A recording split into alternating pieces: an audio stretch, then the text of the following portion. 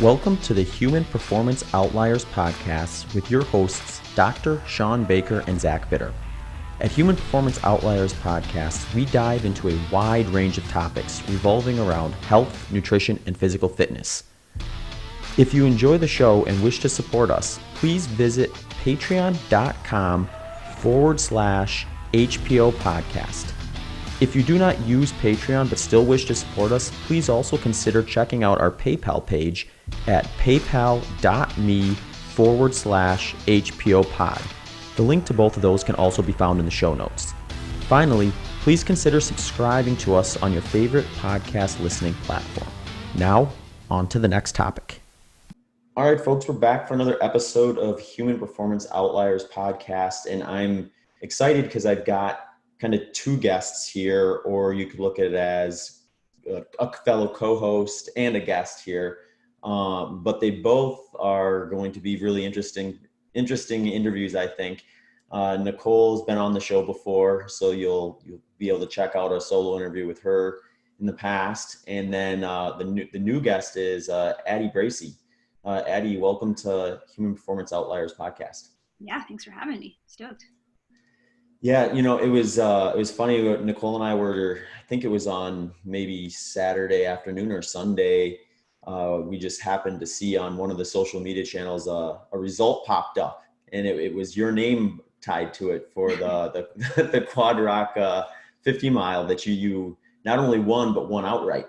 So I were like, wow, that's pretty cool. I think we didn't even anticipate that happening going into the interview. We had it scheduled and everything, but we could start up with maybe chatting about that. How did training go for Quad Rock, and then how did the race kind of play out? Obviously, it ended well for you from a result standpoint. Yeah, so Quad Rock's a really awesome local 50 miler up in Fort Collins. I think this is the third year in a row I've done it. So I usually try to do it. It's usually decent competition with so many locals that are fast. Originally, I was supposed to do Run Rabbit Run 100.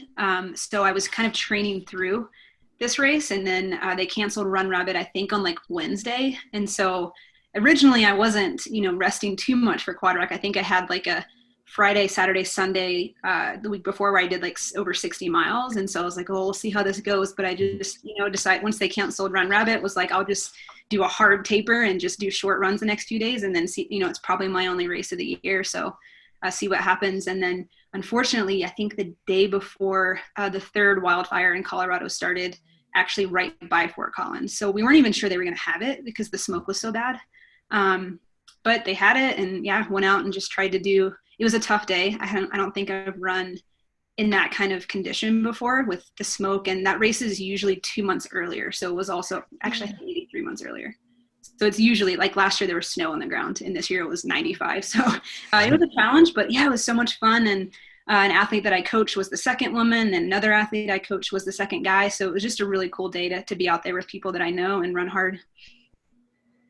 Yeah, that seems incredible. I had thought it was earlier in the year because I always feel like people do it as a Western States build up. So I'm glad you confirmed that, because I was kind of I think it's usually before Western. It is. It's usually in May. You're right. A lot of the locals here will do it as a tune-up, but they had to push it back due to COVID, obviously. So still cool that it got to happen. I keep having a double take with that stuff where you'll see an event on a calendar or something that's normally in the spring, trying to reschedule for the fall. And it's you get used to them being where they're at, but that's very cool. Does Nick Clark is he still the RD for Quad Rock? Oh, awesome. Yeah, he's so cool. Yeah, I talked to him for a while afterwards. I didn't know, actually, because I'm relatively new to ultra running, that he was such a badass. And then I found out recently, how amazing of an athlete. So we talked about it a little bit at the race. Yeah, Nick's great, but you have to ask him. Yeah, he's super humble. You'd never know. Cool. So no, that's actually a good kind of intro, I think, because let's hop back actually into how did you find yourself at Western States and find yourself at races like Quad Rock? A lot of folks I think have a pretty cool background story as to what brought them to ultra running. What was their first kind of introduction to even the sport of endurance? Well, and just even taking it back a step further, you're an incredible runner. So just your background in running is amazing. You are very talented. So we definitely don't want you to be humble. We want to hear about all of your records, et cetera, because you were definitely a a super phenomenal runner in college and beyond. So.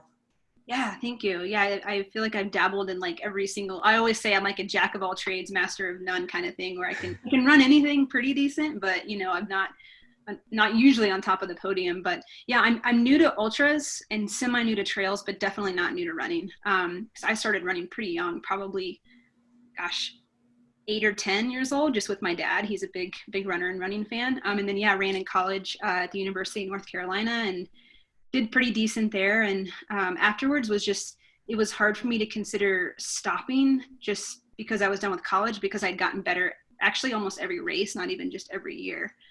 So just kept training on my own after college. And I think when I graduated, 2009, so a couple years after 2012, qualified for the Olympic trials in the marathon and in the 10K.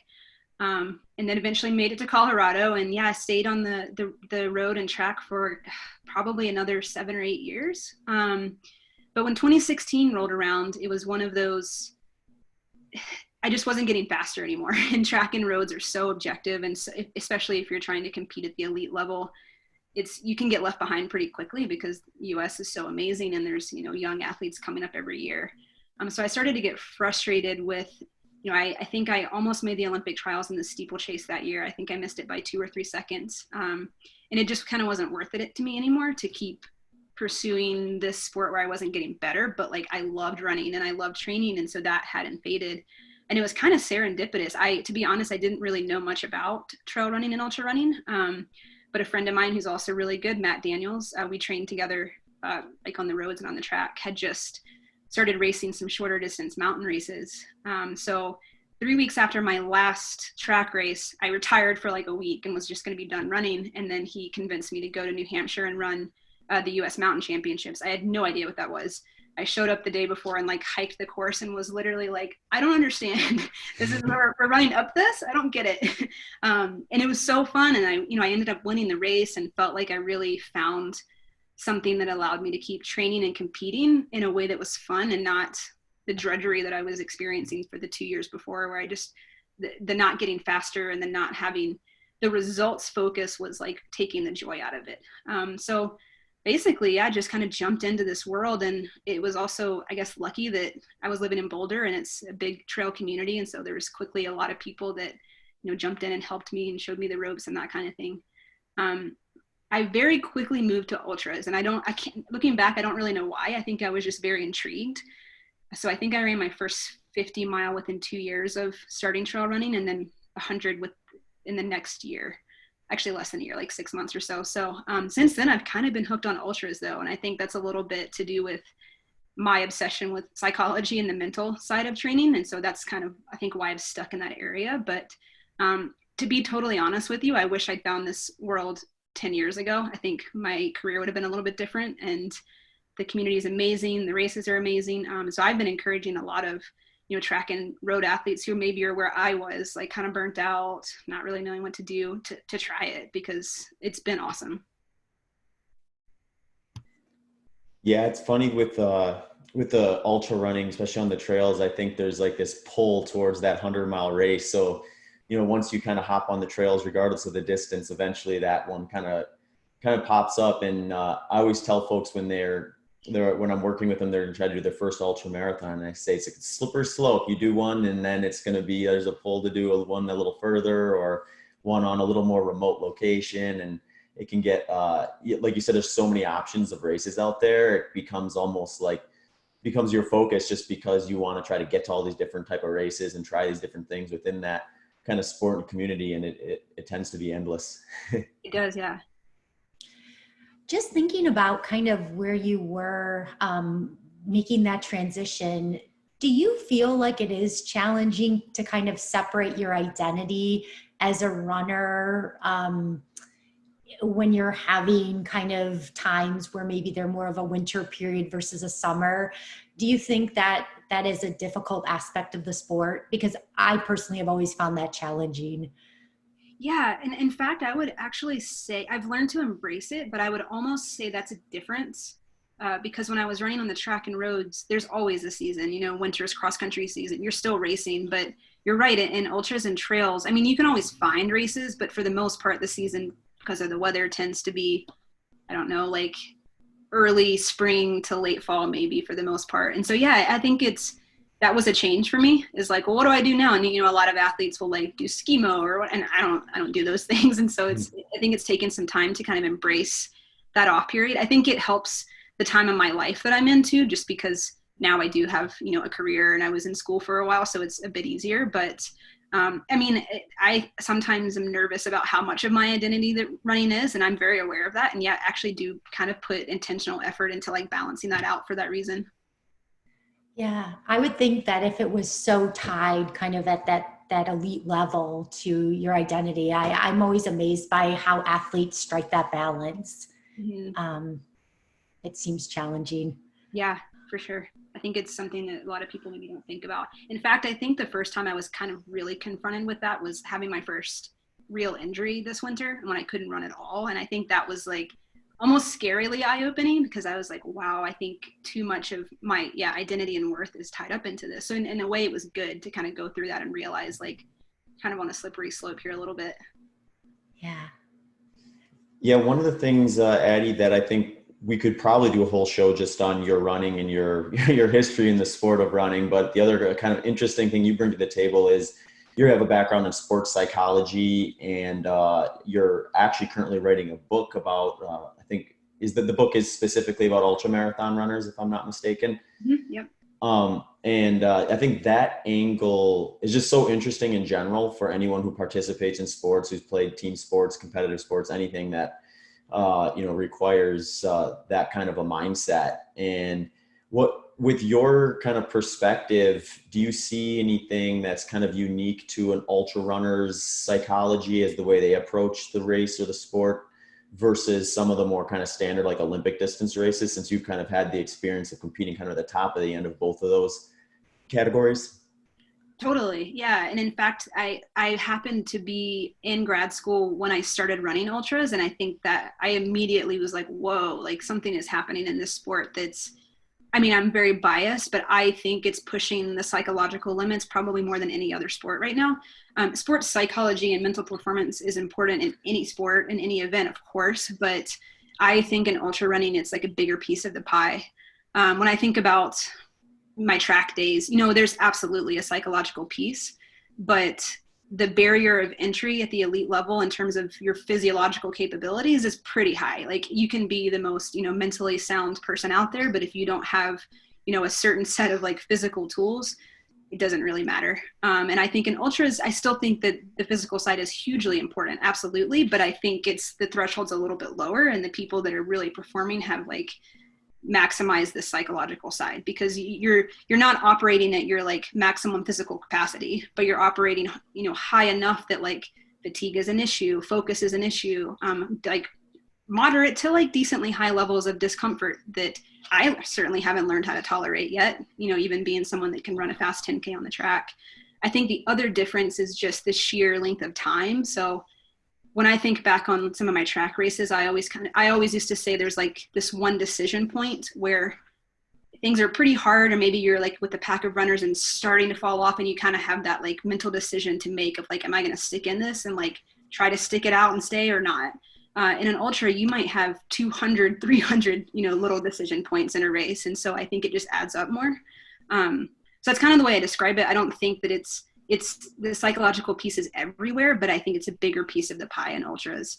And then what you said, Zach, in terms of different courses and stuff, as soon as when you think of track races, you're seeking no adversity, right? You want prime conditions, no wind, no bad weather, perfect surface, like everything needs to be perfect so that you can run fast. But in ultras, everything's going to hit, like shit's going to hit the fan 20 times in a race. So it's like, the more variables you bring into place, the more the psychology aspect is important too, because there's all these like uncontrollable factors that you're dealing with all the time.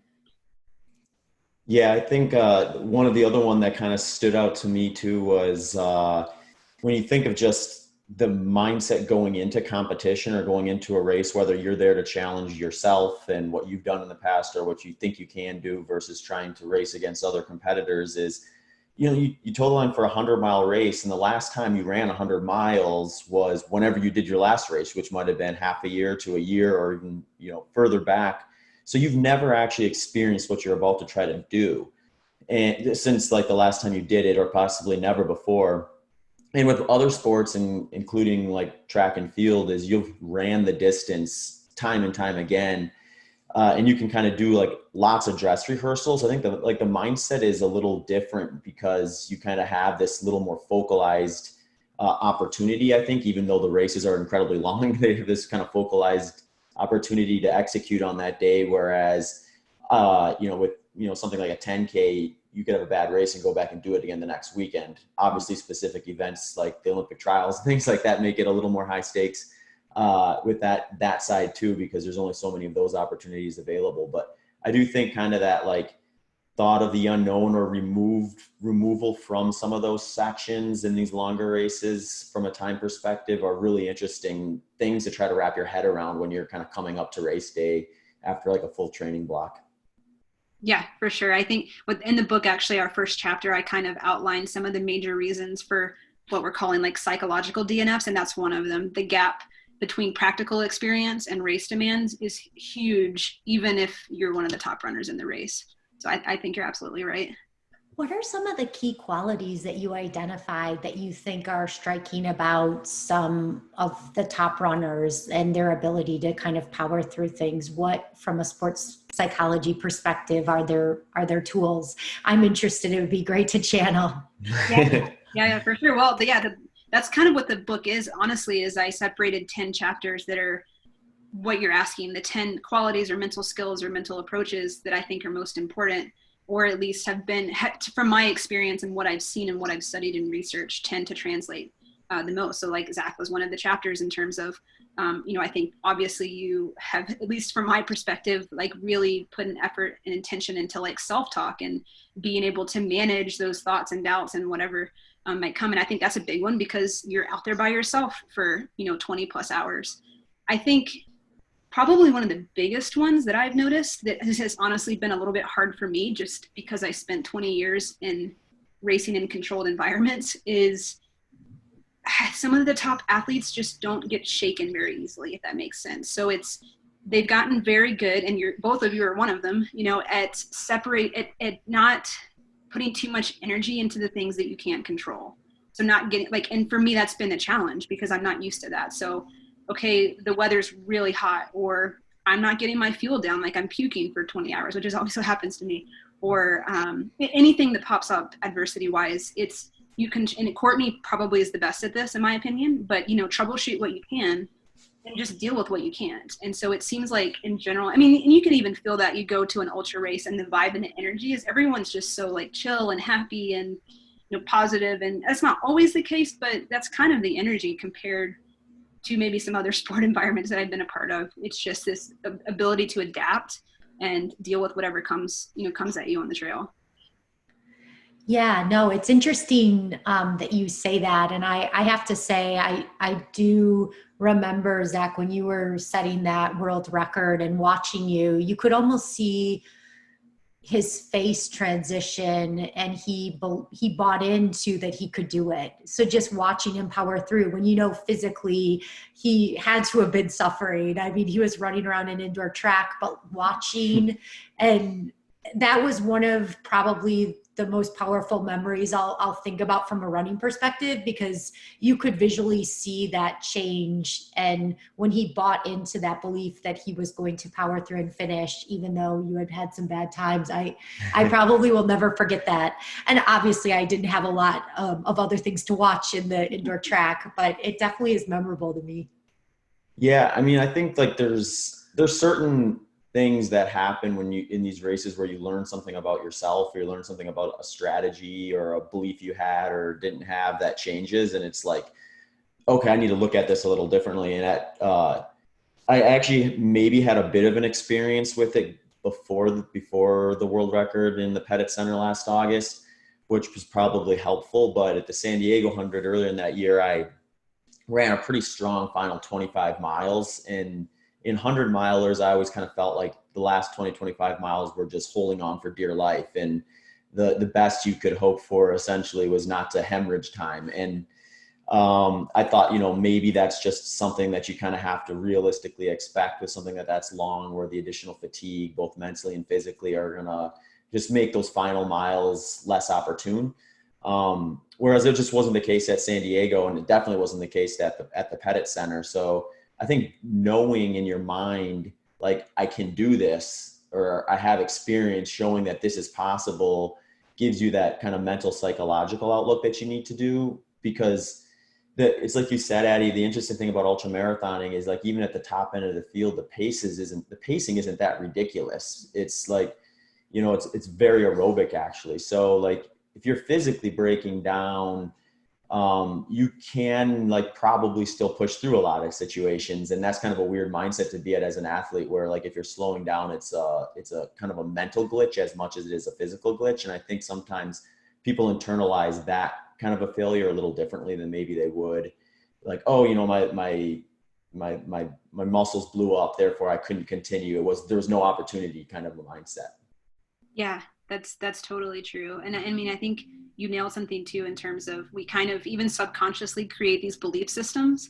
And so even if you weren't, like, convinced in that moment that you could set that record, at least from our conversation before, it sounded like you at least had a conversation with yourself that changed into, like, well, I'm curious enough to try. Like, I'm going to try, instead of, like, well, I can't, because traditionally you slow down in the last little bit and I'm already slowing down and I'm hurting. Like, just the power and being able to shift that in that moment and have that conversation that you did with ourselves. Like, I think some people just think athletes like yourself that are setting world records, like, don't have those moments. And that's why I think it's so powerful to share these stories, because everybody has doubts, and everybody has, times when they're like, I don't know about this, or they feel the fatigue. And yeah, you're right. Like, is this something that's really serious? Like, probably not. Like, I've walked in races because my feet hurt. Like, that's so silly looking back. I'm like, it was just my feet hurt. Of course they did. So yeah, I think you obviously, like, have nailed a lot of things, and it shows in your results. But I'm hoping by sharing some of these stories and sharing, how you've learned these things, even if it's, I don't know if it's through studying or what, but obviously, that's a transferable skill that someone can take into their own running. Yeah, I think that's incredible what you're doing. I wish I could have read your book 20 years ago when I was starting running, because I feel like I was a head case. I think you less so, Zach, but I think it would have been a great skill set to have along the way, especially just thinking back as a younger runner. Just remember being so terrified in high school and college, getting on that line, and probably just was detrimental from a performance perspective. I mean, I almost think so many runners almost do psych themselves out even before they give themselves the opportunity to perform. So yeah, I totally agree. One of the interesting, and Nicole, you kind of hinted at it a little bit, is that, like, both of you kind of have a similar kind of introduction to the sport, where you got started kind of earlier than what a lot of people would at least be taking a sport like track or cross country probably seriously.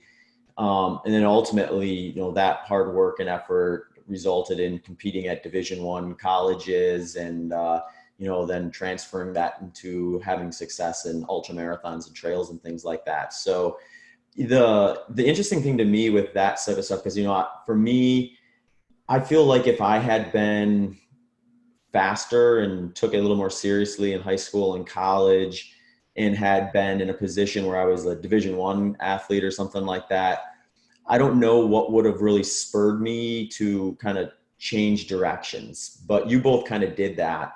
I know, Addie, you talked about it a little bit, but was there, like, a point in time where you were just like, okay, I'm gonna try something different, do an ultramarathon, or do a different discipline within the sport of running?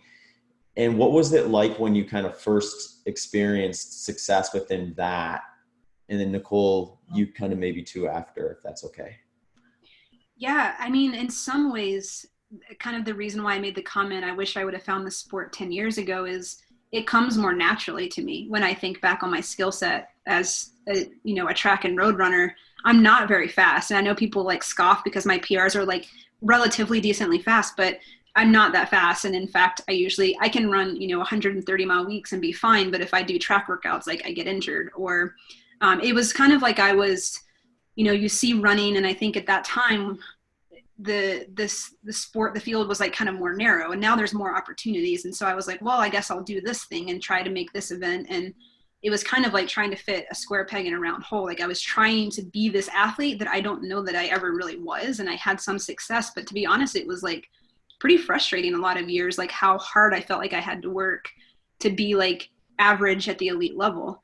So when I switched to ultras, it almost felt like things clicked for me. It was like, well, I actually think this is like what my body's meant to do. You know, I have the strength to cover a lot of ground, and I still do have, you know, some speed work under my belt. So I think a lot of times we get afraid to, like you said, like make a change, like try something different, and maybe try to continue to force something that's not, I mean, if it's not coming, but you're still enjoying it, that's one thing, but I wasn't enjoying it either. So it's like, it wasn't coming and I wasn't having fun. So why was I doing this year after year after year? And so as soon as I was just willing to try something different, I'm like, why did I wait this long to do this? And so that's not knocking, you know, that part of the running world, but it's just, I think it's empowering to try new things, and it's you never know like how you're going to respond or how it's going to be. Yeah, don't you think it's just interesting how you almost get in the habit of something and then you just continue to do it versus explore other options? I mean, I can say the same thing when I look back at running. I think even by the time I got to college running, I was pretty much burnt out. And then I just kind of was going through the motions. And when Zach asked me questions about running, I just don't even really think much about even what I was doing in college. I think I was just so kind of burnt out and just kind of showing up to workouts, but wasn't really thinking much beyond that. So I find that kind of fascinating, kind of looking back, and I don't know if you had that same kind of feeling about kind of going through the motions, but yeah, I'm glad to hear that you kind of found what you love to do and what you're so good at. You're such a talented runner. Yeah, I mean, I totally agree with you. It's like, oh, it's Tuesday. I do track workouts on Tuesday, and those on Fridays, and I do long runs on Sundays. And then it's like when you step back and you're like, but why? Like, but just because, and I think it goes back to what we were talking about before, that identity piece. And it's not a bad thing, but I think, yeah, just sometimes stopping to think about, is this like, is this what I want to be doing? Why, like, is there another way for me to maybe explore like my passion or something that I do enjoy about this and transfer it to something else? But change is good. And that's something I've tried to take into my training a lot. Yeah, you know, the interesting thing that I think you both kind of hit on with that, with your explanations, that I was curious to hear is just, when you start at an early age like you did, and then you have some success within it, it does kind of become your identity, especially at that young age when you're looking for an identity, and then you get all this positive information coming back towards you. So you kind of go into that, or into like years of your life where you're learning about yourself, you know, trying to kind of figure out who you are. And this message of like, I'm a runner, or I'm supposed to do this, I need to do track workouts on Tuesdays, et cetera, et cetera. You know, it just, you just kind of grow up thinking that is what you're supposed to be doing. And you don't necessarily ever ask why until you get to like, you know, pretty far down the road in some cases. So you two were post-collegiate athletes essentially. By the time you kind of stopped and said, you know what, why am I still doing this? Is there really an end game of this, or what is it that I enjoy out of it? And it sounds like both of you genuinely enjoyed running, and that's kind of why you're still doing that. You just didn't necessarily know why you were doing it within the framework that had been prescribed to you from the early age when you first got started. I mean, your last sentence, actually, that's perfect. I totally agree. And I think that is a reason why I like ultra running and trail running too. Is, I mean, you might feel the same, Nicole, but it's like, it's not just, it's like every year kind of looked the same. It's like, well, here's my 12-week buildup. I'll do 400. And then every year I'm racing the exact same track races. So I think it was just like the monotony too. But with trail and ultra running, I mean, every course is a different experience. The same course on a different year is a different experience. Training's always different based on like what race you're training for. And so I think there's just a lot more forgiveness and variability in it that I like. Yeah, no, I completely agree. And to me, it's just like a way to be outside and kind of explore the world. You see places that you would just never be able to experience unless you were actually on foot, and you cover so much more ground running. So yeah, I mean, I think you're spot on there. I live more life and am more adventurous than I ever was. Like, you know, before it was like, well, I can't go do that because I might get injured. And now it's, you know, I see everything as training. Like, oh, I go skiing, I'll go camping, I'll go hiking. Like that's all training. Yeah. Time on feet. Exactly. Yeah. It's encouraged me so much to like live more than I ever did, where before I think I felt like more restricted kind of. Yeah. Mm-hmm.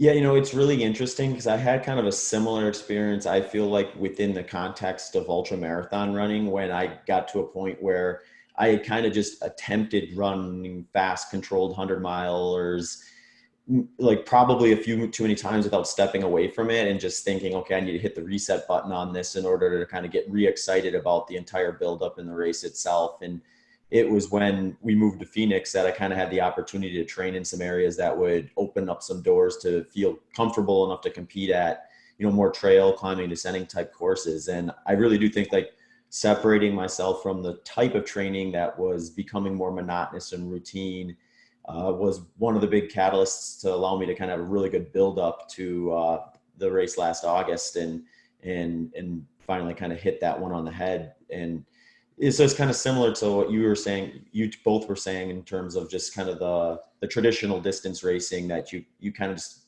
maybe wore out on it a little bit. And then this variance and change in kind of the way you prepare and the way you maybe think about the race itself is just makes something you love inviting again.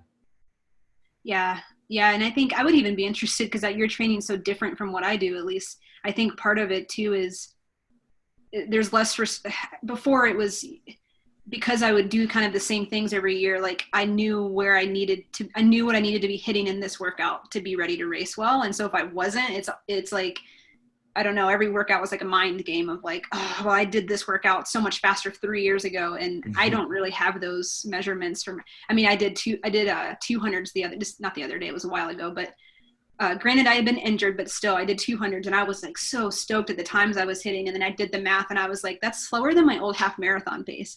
But I didn't even care because I was like, whatever. But before, that would like really stress me out. And so I think that's part of it too, is my assessment of what my runs and workouts mean is the threshold's like so much bigger. Of course I still monitor where I'm at, but it's not like this little, you have to be getting faster. And if you're not, then you're getting slower. Yeah. I have to say after college, I was so sick of wearing a watch and looking down and having a watch tan. I don't know. I just always thought that was annoying. So I just kind of threw away my watch and it wasn't a good one at the time. But I've not really worn a watch since. And I just think it's funny, now for purposes of ultra running, watches are somewhat meaningless, especially if you're on a track. That's a bit different what you're doing, Zach. And I understand why people like the data for their watch, but I still just am pretty comfortable training for a lot of the big races and don't even use any specific data. So, yeah, well, and I think too, like, especially when it comes to just what we kind of currently know in kind of endurance training and stuff, like perceived effort is probably your best gauge, especially for the two of you who've been running for as long as you really understand what it feels like to kind of hit a short interval or to hit like a tempo, like a lactic threshold type workout, or what you should feel like during a long run. I mean, you guys have rinsed and repeated that process so many times that, if the watch is bothering you, then yeah, take it off, because like if your pace is, 3 seconds slower on those 200-meter repeats, but you were hitting that physiological system that you're trying to improve, then that was a great workout. But if you get hung up on the splits you had in college, that can detract you from the positives. And I think that's why the watch removal has been good for you, Nicole, because you're like, you kind of like were freed from that data prison that you were in when you were trying to hit splits every Tuesday on your track workouts. Yeah. I have like memories of being in junior high and running around. I was in the Chicago area. So in the winter, we would run around the upstairs in our school and be doing laps there and remembering the arbitrary, 350 yards that we were running and for a time. And now looking back, I'm just kind of like, oh, I can't even imagine doing that now. But it's amazing, how you can buy into that. And, it's great. I mean, I think it's a great thing to have that positive feedback. And as a kid, be so focused on a goal. There's so many good qualities, but I do think it can take a toll at a certain point. Yeah. And I mean, there's a certain necessity, I guess, to it when you're running on the track for times, but yeah, 20 years of it was good for me. Especially when you're running, eventually you're gonna, like, it's fun when you're getting faster, but eventually when you flatten out, that's okay. But then when you start going down again, you're like, oh, this isn't helpful. Yeah, I'm getting close to that master's category, so I'm kind of like, I'm probably getting there. You're still doing road marathons, aren't you? Oh, I mean, I would love to. I think it's fun to change it up. So I have been training just to get out of the heat. Just because it's so hot here, it almost is easier to run fast for shorter periods of time. So I've just been trying to kind of train more for speed this year because, with the cancellation of races. So it's been fun. It kind of syncs up well with Zach because you know more of the technicality of the terms, but it kind of allows us to do a workout while he's doing like more of a. Yeah, we'll kind of pair up our stuff. So like if I'm targeting like aerobic threshold, that's usually pretty close to Nicole's like lactic threshold. So she can hop in on those and even if she doesn't have a watch on, then she can pace off of me a bit. Yeah. So it's fun. I want to do a marathon time trial and it will not be impressive by any means, but I just it's just fun to do different things. I mean, I've kind of found recently that I was kind of getting a bit tired of doing the ultra distance. I had been in the sport for a while and I kind of felt I want to change it up. So during the pandemic, it's been nice to just do something a bit different and go back. I wish I would have done a bit more speed as right out of college when I actually kind of had more of that. So just trying to get some back. Yeah. Yeah, it's kind of almost like, well, I mean, the reason you probably didn't do speed out of college is because that's what was getting to you at that time. Yeah. Whereas, it's the same thing from a different angle almost too, especially when you start focusing on 100-mile races. Now you've moved the race day intensity so far to the other end of the spectrum that I think is kind of new and inviting. You're like, oh, sweet, I don't have to feel that kind of sharp pain of what it's like to really grind down to that last gear and the end of a 5K. Because like everything is kind of relatively easier in the moment when you're running 100-mile intensity.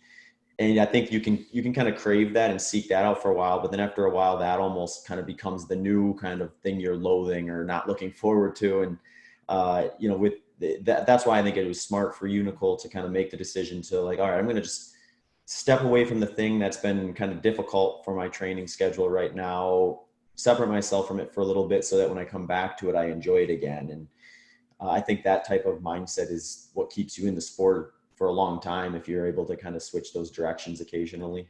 Yeah, we all have what we all want something we don't have at the time, right? Like as a kid, I always wanted straight hair. It's, it's like that. I don't think that's the reality. So yeah, same with running. I even still do maybe it helps physiologically too, but I still do track workouts and stuff when I'm training for hundreds, just because I get so tired of just going out and slogging miles all the time. Mm-hmm. So I'm with you. I mean, part of it is it's time consuming too. So I'm like, man, I could train for a marathon and do like 5 or 10 hours less a week probably than I'm doing now. But yeah, I mean, I think like we said earlier, change and variety is a good thing. And sometimes people aren't like willing to mix it up, but I think smart what you're doing right now. No, thanks. That's good. I've got the pros telling me, so I'm in good shape. All right, folks, this episode of the Human Performance Outliers podcast is brought to you by a company named Elemental Labs. Elemental Labs is a company that has created an electrolyte powder that you can mix into your drink. The reason Elemental Labs began developing the product Element is because Rob Wolf noticed that his performance seemed to suffer when he was taking part in one of his favorite activities, jiu-jitsu. And after a little problem solving, he realized that it was an electrolyte situation, specifically sodium. So he wanted to develop a product that gave him all the benefits of the electrolytes without all the additional sugars and fillers that you would find in traditional sports drinks. Element is packed with 1,000 milligrams of sodium, 200 milligrams of potassium, and 60 milligrams of magnesium, and comes in 4 flavors of orange salt, citrus salt, raspberry salt, and raw unflavored. So if you would like to up your electrolyte game, head over to drinklmnt.com/HPO. That's drinklmnt.com lmnt.com/HPO and place an order. All right, now back to the show. One other thing I wanted to ask while we were still on the topic, I guess, of like entry to sports and things like that is, with your sports psychology background, can you think of like maybe a couple things that you would love to have told yourself when you were first getting in that would be like a good like psychological message to send a young boy or girl who's kind of just testing out sport for the first time in order to make it kind of a good mental process going in? Yeah, I mean, honestly, and I actually did this for most of my childhood, but one of the biggest things is I don't know how it is where you guys are, but being here in, like, I lived in Boulder County for a while, there's Olympians whose kids are in high school now, and their kids, or this is the path you're going on, like you're going to be a runner. And I mean, I think there's like some necessity to maybe specializing to a degree, but a lot of the sports psychology and probably even like physiology research says that specializing super young is not a good thing. And even if it's just like psychological burnout. So I think my parents were pretty good about putting me in a lot of different sports until I went to college. So I think that was something maybe that I did right. But if I think honestly, it would go back to the identity piece. I think that's something that really took a toll on me at times in terms of when running was going well, I was, like living the best life. And when running wasn't going well, I was pretty bummed and depressed. And that's not really a good way to be. And I think there were some times when I kind of got in ruts because of that. So, there's a difference, like having an identity outside of running and working hard and being the best athlete you can be are not like mutually exclusive things. You can have both of those things. And I think sometimes I've been bad at balancing that. And when I have put effort into balancing that, I've performed better. So I think that's a big piece. I think with such a emphasis on performance in general of young kids, it's easy to, maybe get, like, I work with actually mostly high school athletes in terms of the sports psychology work I do. And that's a big thing that we talk about. And that probably is the biggest piece for them, is that running is so much of their identity, that it's almost detrimental. So really working to have that balance. Yeah, I think that's huge. I can definitely say I definitely fall into that trap. And I have to say, Zach, you are really unique with that. I remember a couple of years ago, you got injured, and I thought, I would just be so depressed right now. I don't know how he's going to get through it. And I'd just come home for runs, and Zach would be like, oh, I just found out about this new conspiracy theory. I'm going to go investigate that. I mean, he just like kept moving forward, and it was not something that was really ingrained into the identity. And I thought that was like a really good lesson to watch somebody. I mean, so many times when you watch somebody go through something and you kind of put yourself in their shoes and watch how they respond in a better manner, it's great to see. But I think that's great. And so in terms of those kids that you work with, do you think it's just getting them into other activities or other interests? And having them kind of invest, like identify with other, I guess the reason why it's been such a big topic is because of COVID. 2 of them are seniors in high school and now won't have their senior year. Yeah. So feeling that, I do this exercise where we have a pie chart and we're like, okay, let's fill it out. Like, this is you as a person, how much of your identity is family and student, and both of them, their running chunk was like 80 or 90% of the pie. And it's what I try to communicate is that doesn't mean to make it a smaller piece of the pie doesn't mean you're working less hard or that you're putting any less of your effort into it. It just means, like, if Zach is an example of someone that has a really great relationship with it, then an injury doesn't affect him as much emotionally, and he's probably going to come out of it quicker. Whereas me, my pie was like 98% running. And so when I got injured, I was like just a mess, and it took me longer to come back, I think. So it's having people understand that in bad races, think about someone who bounces back from a bad race, like, very well, they probably have a pretty healthy relationship with what their performance means about their worth or their identity versus someone who's like, the world's over. And so I think it's just separating working hard, being the best athlete you can be, and thinking that means that you have to sacrifice your identity in the process, because it doesn't. Yeah, I think that's huge. I'm so glad that you're working with kids on that. I think that kind of insight as a younger person would be really valuable. Mm-hmm. And I think sometimes too at that age, it's or at any age really, like if the infrastructure isn't there to kind of support you in like kind of like different adventures and things like that, it makes it difficult. So like I think like for myself, I was really fortunate that it was a pretty open door to trying different sports and things as a kid. So I never really found my interest in running until a little bit later, so that it was by the time I got around to taking it seriously, I had already kind of tried and failed at all sorts of other sports, which I think was at the time, you look back and like, well, I wonder what would have happened if I would have been serious about running at a younger age, like where would I be? And it's like, it's easy to think of maybe some of the positive things about what could have been, but ultimately who knows where they would have kind of put you long-term either. And you got to kind of just kind of honor the timeline that worked and got you where you were trying to get to.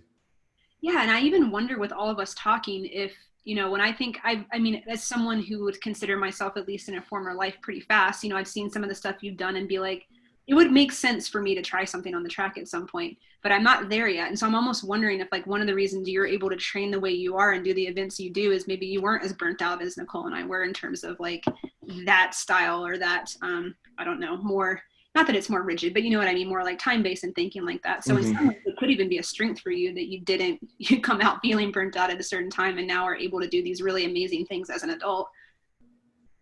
Yeah, I mean, I think that probably bears out in just participation, because it's like when you just look at ultra runners, we've populated the trails at much greater numbers than we have the streets and the tracks. So like, which is, I think, interesting point, because like a lot of people have access to a track. So like from a training environment specificity standpoint, that seems like a low barrier to entry. But I think in a lot of cases, people are fleeing that environment. They're like, oh, I did that. Or, the reason I stopped running for 2 years after college was because I couldn't bear to look at a track again. So then when they get into ultra running, they're like, okay, it's trails. This is what's inviting. This is what brought my life back to me from a running standpoint. And it'll be interesting to see kind of how that plays out, as I think we get just more of a diverse pool of individuals coming into the sport versus kind of the ones that stand out a little more stereotypically from people who tend to find themselves running ultra marathons at some point in their life. No, I can say that as somebody that probably would have more thought that they had a skill set to do that, the track running, and I've gone out for a couple races, I've DNF'd. I have not been able to pull it off. And I have not also, so I would love ultimately you to look more into this as kind of from your perspective, from your sports psychology background. I cannot quite figure out if it's physical or if it's more of a psychosomatic. I would almost lean to the latter though. I don't know. There's something about getting on a track that I just don't think I have that ability to tolerate that pain anymore. And it is kind of fascinating. You watch Zach and he just gets in the zone and just keeps going. Whereas I'm standing on the sidelines almost just like, this is terrible. Like that must be terrible, but he doesn't feel that same kind of sensation. It's really fascinating. What I'm hearing is there's not enough going on up here in order for me to, or maybe the opposite. I mean, the way I see it is, first you could be right. There could be like the track invokes like a stress response, which it does for me. Yeah, me too. I think there's a piece of like, I think it's easy to look at ultras as like a blanket statement, but there's a very different mental skills and physical. But when I see some of the paces you're holding for like as long as you are, or even I guess Camille is someone that does, kind of the more road and track stuff. It blows my mind, but mentally too, there's a different skill set in terms of, I think I would struggle with, and maybe this is why I chose you for the chapter that I did, is, not having built-in positive distractions like the terrain, like the aid stations, like the variance, like all that. It makes things like self-talk and being alone with your thoughts and managing what's going on in your head upstairs, like a lot more important. And maybe there's a skill set that is more important on the trails, whether that's adapting to conditions or whatever it may be. I think there's just a different skill set involved. So I don't know. I haven't tried one of those events yet, so maybe that'll help if I can ever get myself back on the track again. But start with a short loop course where it's like 5K or something like that, or even a mile, and then that's another. I think part of it too is like I don't think a lot of people they're introduction to kind of like the longer side of ultra or 100 miles and further come on a track. Whereas I had done Western States the year prior, but that was kind of just like learning what it's like to run all day. And then the first time I felt like I actually executed a 100 miler was on a track. So I wonder if sometimes it comes down to just like I had a pretty good positive first experience. So I'm looking at it from that lens, whereas someone like Nicole might be like looking at it as like the worst 10K race in college ever. And I don't know. And that's your point of reference. I don't know. I find them very rough. I'm not going to lie.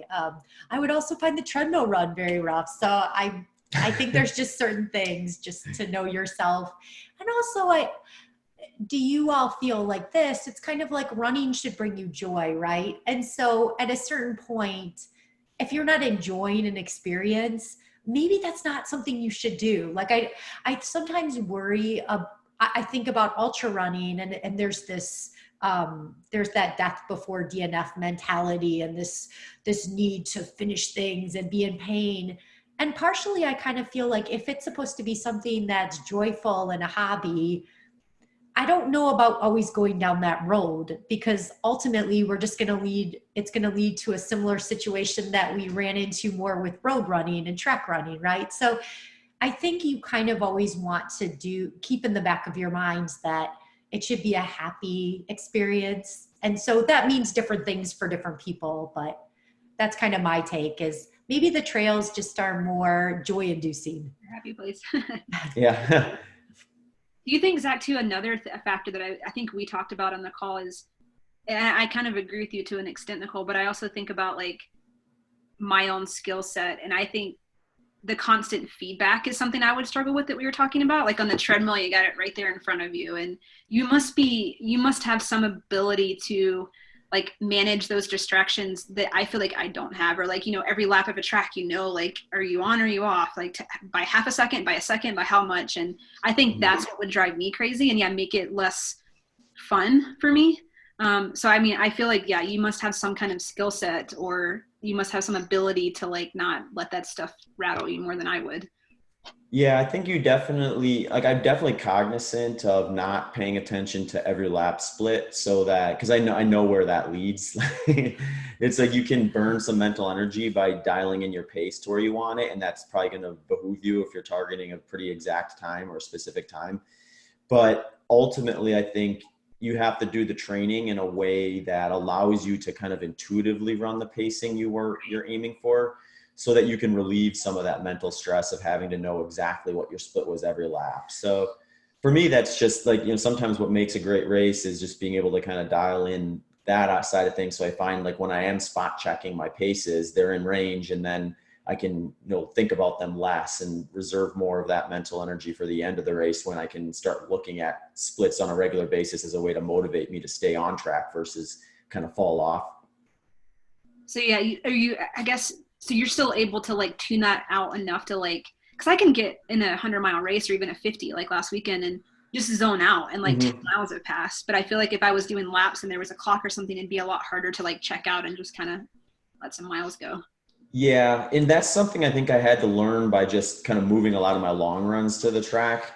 I think like the reason I did that in the first place was purely mechanically. I was just like, well, I probably need to be used to turning on a regular basis so that I don't, injure something, or so that my body's equipped for that. And that's how I started doing long runs on a track. But then I quickly realized the big benefit was probably in just learning the psychology of zoning out on a track or an environment like that. Like, how do I kind of put myself in a position where I envision that I'm somewhere else other than the track, and get good at kind of doing that. I think that's something I've gotten better at as well. Just, spending more miles, not really realizing I'm there, which is kind of frustrating after the event, because then people always want to know, like, well, what are you thinking about? And you just end up sounding like an idiot because you're like, well, I think there was like 2 or 3 things I thought about the entire 12 hours, but really there's probably a lot more that just went in, that kind of just rattled around in my head and then left, and I forgot about it by the end of the race. So it's, I think that is kind of part of that process. And the treadmill, I think, is just there was a goofier psychological variance to the treadmill versus the track. I thought I actually think the track lines up from a psychological standpoint closer to the trails than does the treadmill to the track. And I thought going in, the treadmill and the track are just like, a very small variance. Like they're going to be basically the same from a mechanical standpoint, minus the turning, obviously. And really it's just battling boredom, battling monotony, being in the same environment all day are going to be the big kind of similar things. But the idea, and this is the weirdest thing I think with the treadmill, is there is a difference between, regardless if you're hitting your splits or not, kind of subconsciously controlling your pace. And that kind of ability to kind of just do these micro adjustments faster and slower that you don't recognize, but you're in control of, is a way different psychological set of circumstances than it is being on a treadmill and picking a pace and then having to respond to that belt. And the best way I found to describe that, or the only way I can think about it, is when you're younger and an adult or someone tells you to do something and your kind of first impulse is, I'm going to do the opposite kind of a mindset, where you get on the treadmill and after a while it's like, oh, I'm going to have to run this pace, or I'm responding this belt, versus me actually physically moving the machine. So that just creates like a drive to want to get off, or a drive to want to change the pace or find variance. And that was kind of something that I anticipated, but not to the degree that it ended up playing out. That is interesting, because it's like this little extra lack of control over something that arguably is like the main thing you have control over. Yeah. Mm-hmm. When the track or the trails is your pace. That's interesting. Huh. Yeah. And then, I mean, from a physical standpoint, it felt pretty similar. Like I didn't really feel like it was like beating me up any differently than a track does. And that would be the big separation from the track and the treadmill to like the steep trails, where it's like, you just feel like if I would just do my track ultra training and then jump into Western States or San Diego 100 or any of these trail mountain 100 milers, I would just feel like I couldn't quite maximize I feel like I had the wrong tool trying to, do a task that the tool I should have had was trying to accomplish. And you just don't feel like you can quite do it as efficiently. You can't quite meet full potential when you put yourself in that position.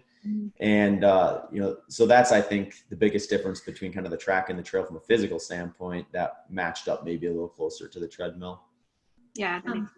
I actually would think that I probably got more anxiety while he was running on the treadmill than he did, which is really sad. But I feel like for whatever reason, like watching some of these efforts makes me even nervous. I don't know from a sports, I need a sports psychology session, but just being around those kinds of environments, I feel like it provokes anxiety in me. So, I don't know if it's like having gone through and being in those settings, it just brings back memories, but it's kind of fascinating. I mean, there's probably a component of you understanding to some degree what he's experiencing, and then add in that you have like no control over what's happening versus when it's yourself. I would much rather race than crew, like any day. Yeah. You have no control over what's going on, but you know what the person's experiencing. Yes. Yeah. And I've actually given that some thought too, because like I crew for Nicole when she's racing and I'm not, but Nicole's usually doing, like, I've never had to crew for you for like a race, like a track race where you're there, I'm there, we're both essentially in the same place the entire time when you're the one doing the work and I'm the one kind of supporting. But I can relate to the anxiety that it induces when you're waiting for your runner to come through an aid station. When they come to the aid station, it's like you said, Addie, like I know what she's feeling. If she can communicate how she's feeling, like I'll probably have a point of reference. But it's this weird thing as a crew where like you want to feel what level of pain they are having or what their mindset is like, because then you can maybe predict what's going to happen a little better, but you can't do that. So you're just hoping. And that I think that like induces some anxiety. So like to kind of go back to what you're saying, when I'm on a track doing 400-meter loops, you could have that experience nonstop the entire day. Whereas at like Western States, at least I have like a break from it as I'm going like to the next aid station, which might be 2 hours before you're going to get there. And I'm kind of removed from that type of a stimulus for a while. Yeah. I mean, I would have to say though, like when we do the same events, generally I don't have as much success. And I don't know if I'm also worried about you and myself. I don't know, but when we do the same runs, I tried to think of any that I've actually done well at, and it just doesn't seem like it works out for me. You usually do well, but I don't. So clearly there's a lot of sports psychology issues that I need to focus on as we're talking through this. It seems like Zach's just way better at managing distractions than you and I are. Yeah, I think definitely spot on, at least speaking for myself. Like, no, I'm the same way. I Yeah. totally agree. Yeah. And I mean, being in the same race, there's like, yeah, you're for sure carrying at least a little bit of extra weight or a little bit of extra anxiety and stress, wondering how they're doing. Because then it's almost worse, because I guess other than people telling you, like, you have no idea. At least crewing, you kind of have the checkpoints where you can check in and see what's going on. But yeah, I usually just end up asking people along the course, like, where is he? And then they'll, I'll hear back and they'll be like, why are you not focused on yourself? But I just am probably just more distracted. So. Yeah, that was a race that you did well at, that I was at, Tarawera. Oh, You yeah. did well there. So I think it wasn't it was just supposed to be kind of like more of a, it was a training race, but it's funny because like this year, like if you got in any races before all the kind of closures and things, it's like you kind of almost play hindsight 2020. Like, I wish I would have peaked for that one versus using it as a training run had I known my goal race was going to get canceled. I know, that's true. Yeah, it's been such a weird year. And I almost wish, like, I mean, Run Rabbit couldn't have known, but I'm like, man, if they would have canceled 6 weeks ago, I would have like gone on vacation and been like not running at all. And I just put in this big blog, but yeah, it is what it is. Yeah, no, signing up for races and watching them get canceled can't be a fun thing at this point. No. Did you have any other questions you wanted to ask? I don't want to wrap things up if you've got some more stuff on the list of interests. Well, yeah, I mean, we don't want to keep you too long, but I'd like to hear more about outrunning, because I thought that was so great that you all organized that. And so if you could tell us more about it, it would be great to hear. Yeah. So we started Outrun, 2 years ago. And it was originally just going to be like a little local group run in Boulder and Denver. But we started having people reach out kind of from all over. So we're in the process. We're actually going to be announcing everybody here soon, but we have ambassadors in 20 cities now, I think. So there's going to be like group runs popping up all over the country. And then I think a big piece that we're starting to put more effort in is like the advocacy piece. So really trying to be a resource for race directors and events to kind of create a more inclusive registration process, like different policies that kind of make everybody feel welcome. I guess the way we describe it is running in general, but particularly trail running too, is just not very diverse in general. I mean, even if you look at like female to male in marathons versus ultras, there's like way more males. But it's not like a lack of like supportive people and like a really great environment. It's an amazing environment. So I think we're just kind of trying to close the gap between the two communities and bring more people over into the sport of people that are just like so awesome and amazing and welcoming. And just, trying to do our part to kind of push a little bit more diversity in the sport. So it's the reception and the feedback's been really good. And we're really excited for all the people coming on board and all the races that have reached out to us, wanting help making their race, more inclusive. Yeah, no. And I think that's amazing. So as what I do kind of more professionally, there's such a big push at the corporate level for inclusion and diversity. So it's nice to see that carry over more to the running world, because when I heard what you all were, I thought that was amazing. I think that's great. So it's great that you have ambassadors in 20 cities too. That's huge. Yeah, we're really excited about that, because I think and that's the thing too, is a lot of people just want like some community and like a little group to be a part of, and that helps a lot. So when we think back on like running's always been my coping mechanism in terms of like feeling like we talked about, like has my identity, like it makes me feel a part of something and it's made me feel like really good and supported and empowered. So just wanting other people to feel that too. Yeah, it is like, it's like you're saying before, we kind of like touched on it a little bit, just like the psychology that is, going through people's minds during the whole COVID pandemic. And when we finally find a solution for some of this stuff and can hopefully return to at least some aspect of normalcy, it'll be, people are going to be craving those kind of communities, and the more welcoming ones we have that are kind of focused on a positive outcome, I think could be a big silver lining with all of this, when we have like a big appetite as a country to kind of want to seek that stuff out versus being trapped in our houses all day long. That's true. And that's the thing we've been talking about is like, oh, it sucks though, because we can't actually have group runs right now. But you're right, like laying the framework now so that when things do normalize, whenever that is, it's already there and people have, communities to be a part of. Awesome. Well, Addie, like Nicole said, we don't want to take up too much of your time. If you have anything else you want to talk about, you're more than welcome to jump in. Otherwise, if you have anywhere that our listeners can go find you on social media, websites, or anything like that, feel free to share that, and I can add those into the show notes so it's easy for people to click over to. Yeah, I mean, Instagram is probably the thing I use most, just at Addie Bracy. That's pretty much it. I do sports psychology consulting through Strive Mental Performance. That's pretty much it. Cool. Sweet and simple. Yeah. Yeah, great. It sounds like I need to schedule a session. So. Yeah. And Nicole, where can people find you? Instagram as well. keeping it simple. And what's your Instagram handle? NK Bitter. Perfect. Yes, I need to get better at that. All right, folks. Thanks again for tuning in, and Addie, thanks for taking some time out today to join us. Yeah, thank you for having me. So great to talk. Hey folks, Human Performance Outliers podcast is growing, and due to the growth, we are looking to take on some new sponsors.